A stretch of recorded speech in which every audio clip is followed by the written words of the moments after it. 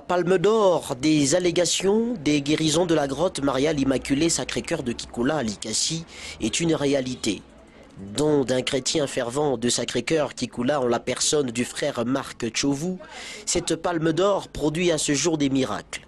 3 miraculés affirment avoir été guéris par l'intercession de Sacré-Cœur de Kikoula, appelé lieu de soulagement.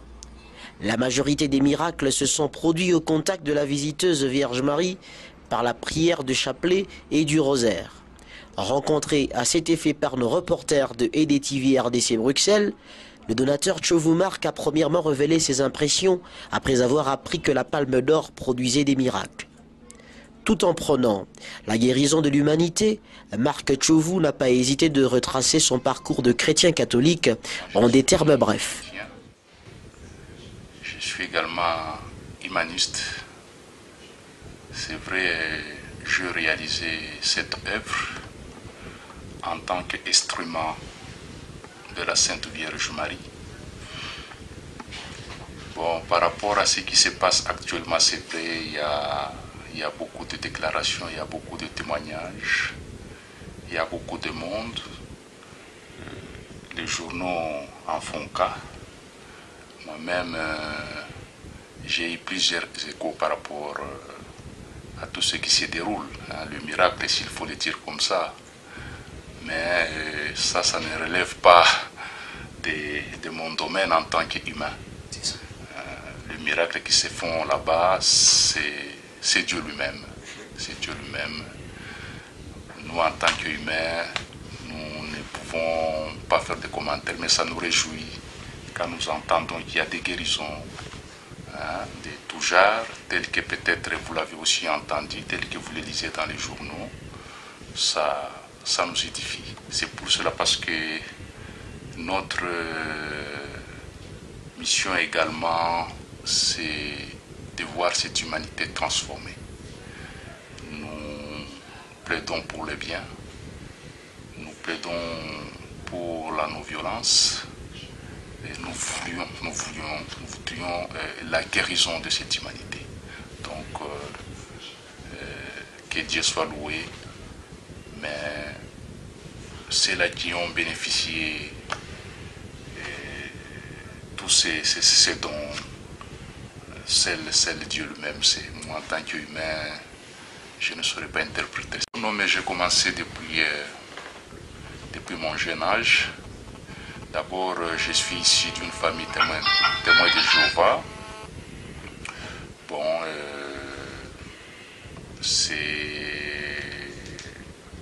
disons, quand j'ai accroché mon diplôme d'État et que je devrais commencer l'université, que j'ai eu cet appel.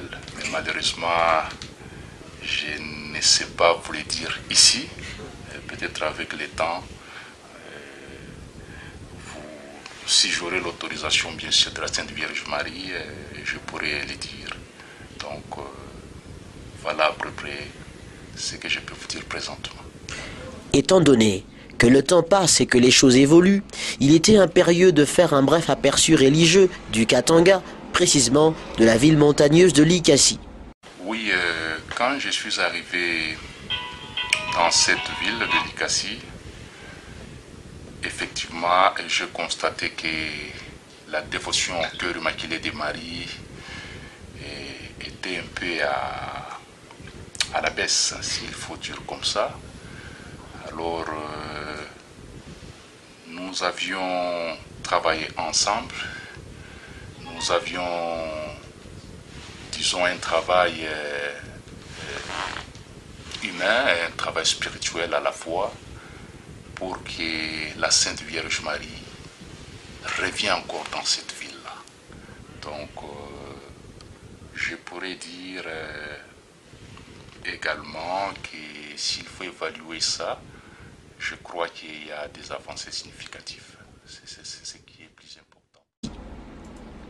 Tout en croyant qu'il y a eu des avancées significatives dans les méandres religieux katangais, Marc Tchovu n'a pas tout de même oublié de s'adresser à la diaspora congolaise pour conclure l'entretien.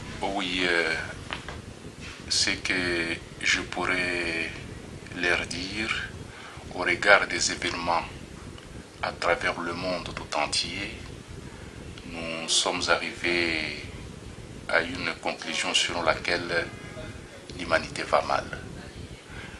Donc, pour que nous puissions, tant soit peu,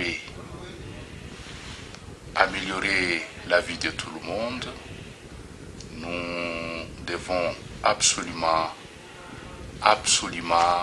mettre en œuvre certaines demandes faites par la Sainte Vierge Marie lors de plusieurs apparitions, exceptionnellement les apparitions authentiques approuvées par l'Église. Là, je pourrais citer les cas de Fatima, mais il y en a aussi tant d'autres.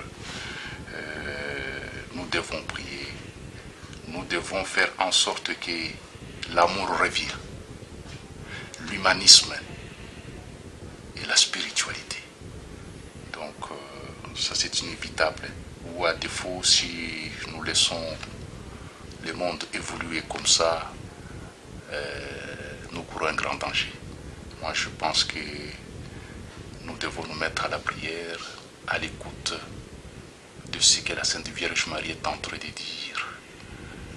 Voilà ce que je pourrais les dire. Parmi les témoignages des miraculés, on retiendra celui d'une louchoise, Huguette Kalumbu, victime de graves crises d'hypertension. Sa guérison s'était reconnue miraculeuse le 9 avril 2014 par son médecin traitant à Lubumbashi, ce qui majorait les témoignages à un 19e miracle de la grotte mariale Immaculée Sacré-Cœur de Kikula à Likasi. Comme par un coup de baguette magique, un autre témoignage enregistré le 23 juin 2014, celui de Tina Chijika Omba, habitante du quartier Mission à Likasi, paralysée de la jambe gauche et régulièrement alitée. Un autre cas est celui d'une mère de famille qui, à son tour, n'a fait que remercier la Sainte Vierge en ayant palpé les effets de la neuvaine Marie qui défait les nœuds. Le magazine Katanga Réalité, à travers le courage de ses reporters, a recueilli un autre témoignage du curé de la même paroisse située à Kikula. Monsieur l'abbé Yvon Kilongo reconnaîtra les signes miraculeux dans son célèbre mandement comme curé et responsable de la paroisse Sacré-Cœur de Kikula à Likasi, ce qui est très rapide dans l'histoire des apparitions mariales, et son mandement reposera d'une part sur les témoignages qui ont toujours été d'une clarté et limpidité extraordinaire, à l'image de cette grotte mariale, l'un des gestes donateurs du chrétien engagé de la paroisse Sacré-Cœur, nous citons le frère Marc Tchouvou.